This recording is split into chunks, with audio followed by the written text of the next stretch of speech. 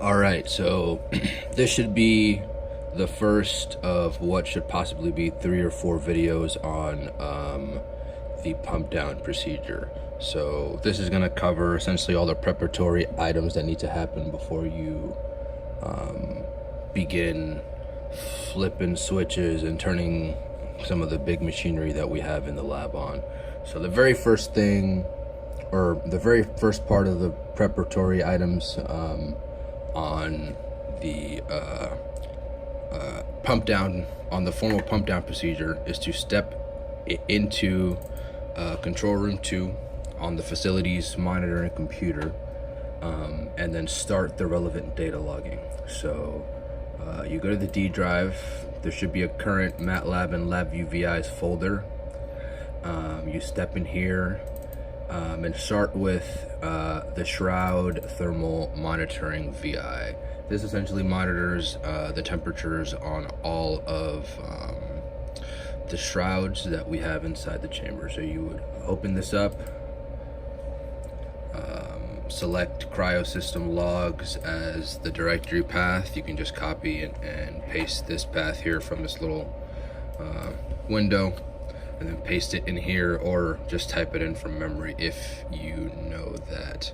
Secondly, you're going to want to fill out a purpose. So I typically just fill out the purpose as like exactly what we're trying to accomplish that day when I'm starting this off. So this is going to be a spring 2019 pump down, and I typically number which pump down this is. So this is the third pump down of the spring 2019 semester.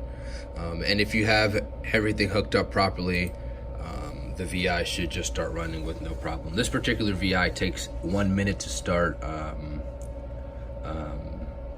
logging data, just simply because of, or simply by virtue of how it's written. There's a whole serial communication thing and some querying and some yada yada yada that's not really relevant to this procedure, so I won't talk about that too much. So once you started your relevant data logging, then you want to come over to the Sterling control box and ensure that it is in idle mode. All right, and prior to having started this pump down, you should have ensured that the cryo system is working and that the oil levels and the helium pressure are all nominal. And we're going to go back through that on this list of preparatory items, but without the cryo system being operational, there's no way you're going to get down to vacuum. So even before thinking of starting the pump down procedure and thinking about going to vacuum, the cryo system should have been working. So you would have stepped over here and put it into idle mode if it wasn't already. And these settings for the regular idle mode purposes should probably be 5,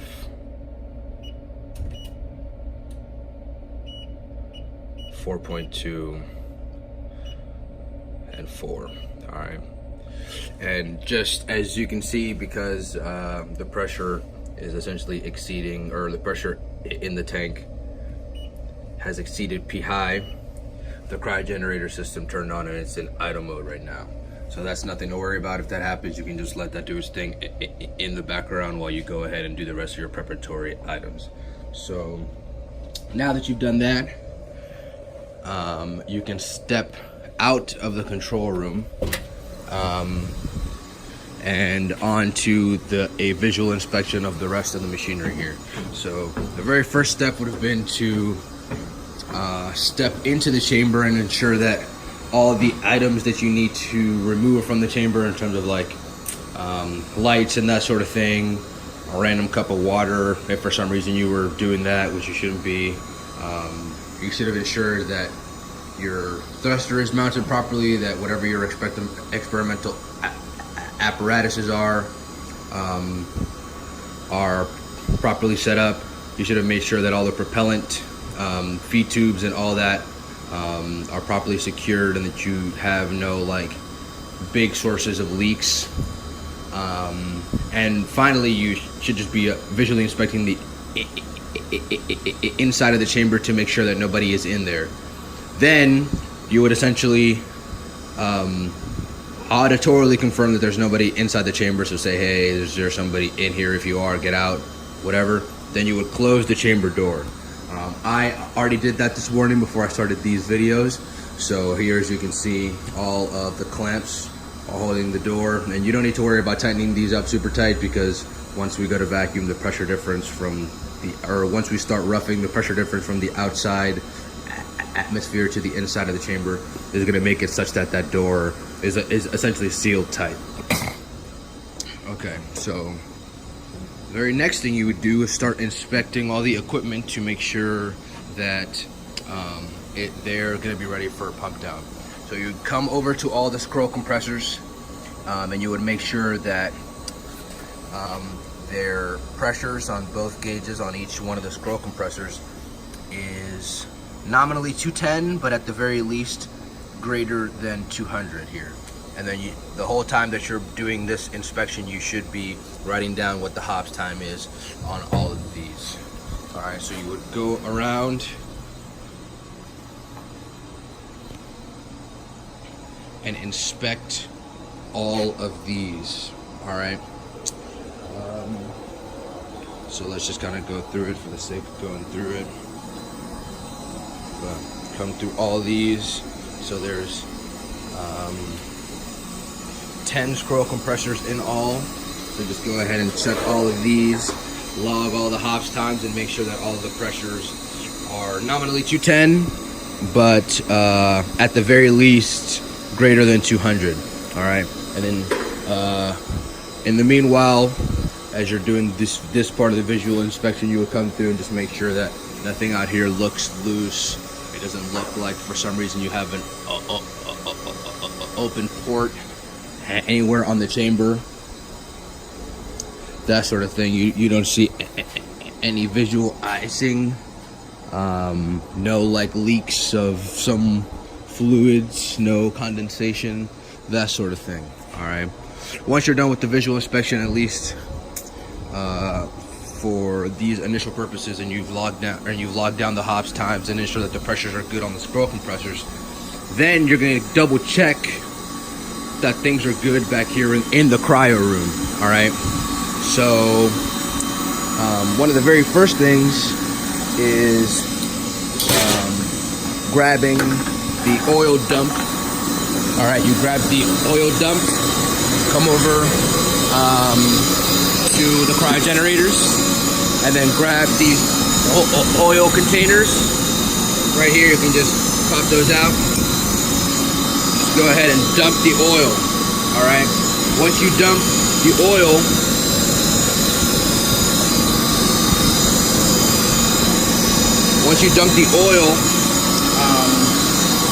on both of these, then you're gonna go ahead and check that the helium pressure and the actual oil inside the cryo generator is at the level that it should be.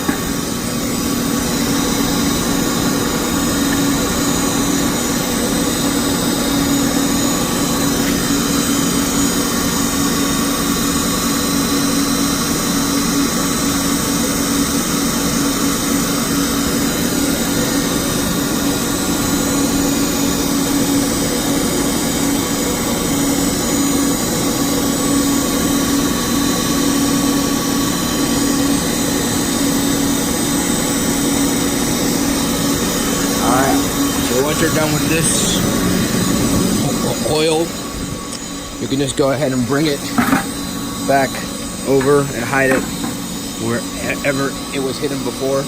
All right, and then the very next thing you want to do is check the helium level on the cryo generators and check the oil. All right, so nominally when the cryo generators are off and off, they should be at 24 bar on all 4 gauges, and the oil level should be above the black markings on the sight glasses. When they're on, there should be nominally 30 bar operational, and the oil level should be somewhere in the sight glass, preferably between the black marks on the sight glass. All right, so let's go check that out now. All right, so As you can see, this cryo generator is on, and it's operating at about 30 bar across all of these pressure gauges.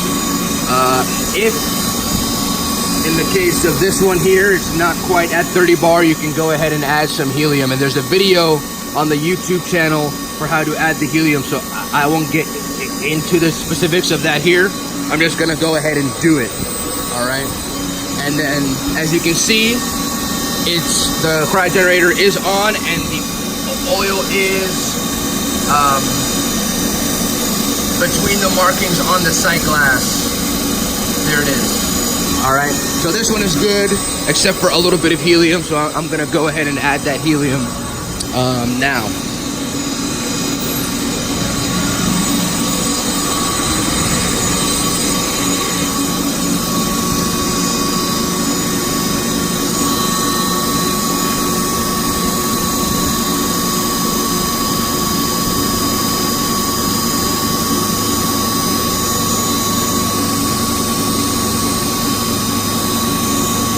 Mind you, none of these should ever exceed 32 bar. Alright, so let's go over and check cryo generator 2. This one's in a little worse of shape, so come over and I'll add a little more helium here. And this is why we do these preparatory items, to ensure that the system is ready to roll. As you can see, currently this one was not ready to roll. All right, and as I said, these are on, right? So when they're on, they should be at about 30 bar. And there's a whole video for adding helium, so I won't do the whole details of that here, but they should be at about 30 bar when they're on. And if you go over when you're adding the helium, that's not that big of a deal. You can just go ahead and bleed it a little bit.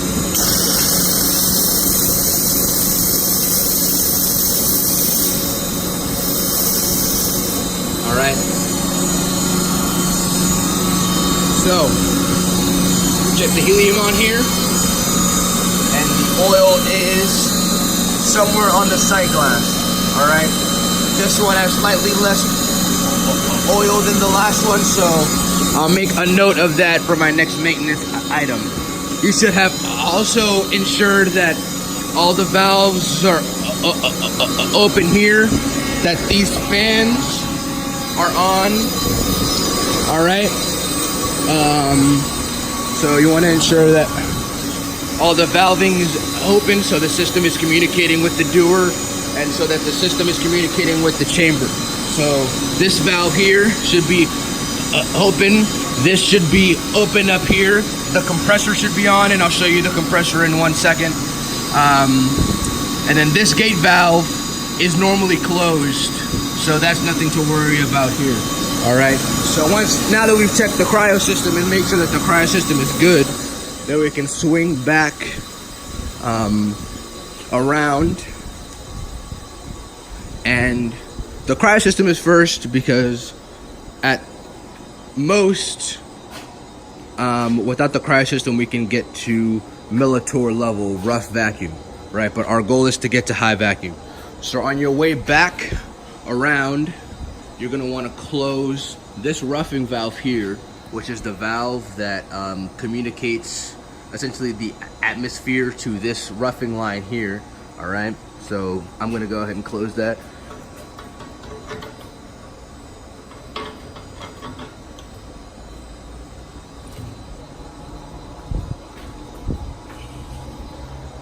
Okay, and then you're also gonna wanna close this this second vent valve here as well. All right, boom. So the very next thing is you're gonna wanna visually inspect the machinery, the roughing machinery, which is the mech pump and the blower. All right, so we have all the oil levels marked here, and they're marked in the procedure as well. So just go ahead and visually inspect that the oil levels are where they should be. All right, so you come through, check all of these, make sure they're all good. All right, we have down there, and then another on the opposite side. So just go ahead and make your rounds and adhere to the markings that the system has. Okay, so now once you've closed that roughing valve, check the oil and close the vent valve. All right, you've essentially isolated the chamber from essentially atmosphere. So the very next thing we're going to do is start warming the machinery up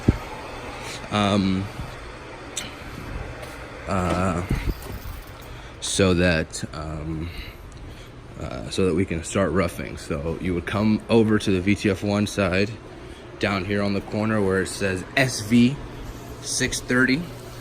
All right, this is the breaker switch for the mech pump. So you would put this on hand, and then you'd come right next to it. There's backing pump RA5001 number 3, and you would go ahead and switch this to auto. All right, this is what it should look like when you're all done. And then you're gonna go ahead and circle back to the chamber and turn the roughing valve on, or sorry, turn the mechanical pump on for 20 minutes. All right, so you come over here, back over by the blower and the mech pump. Come over here and then turn on the switch that says SV630, and this is gonna make a crazy screeching sound. Don't worry, nothing's wrong. This is just what the sound that it makes. So boom. All right, so you would go ahead and leave that on for 20 minutes while the mech pump warms up. And in the meantime, if there was something wrong in terms of maybe adding some helium or that sort of thing, go ahead and watch the video on the wiki or on the YouTube channel, and then add some helium. That's about the only maintenance item you can do to the cryo system, kind of right before and during pump down. If for some reason the oil level was too low or something else is wrong with the cryogenerator system, you're gonna have to pause pump down for at least 1 day to start the troubleshooting items. And there's a video on the YouTube for troubleshooting items as well. All right, so let's leave that on for 20 minutes. And just go ahead and double check that while the mech pump is on for those first 20 minutes, that all of the valving is closed. All right. So I'll come back with a second video after these next 20 minutes are done for the next items on the list.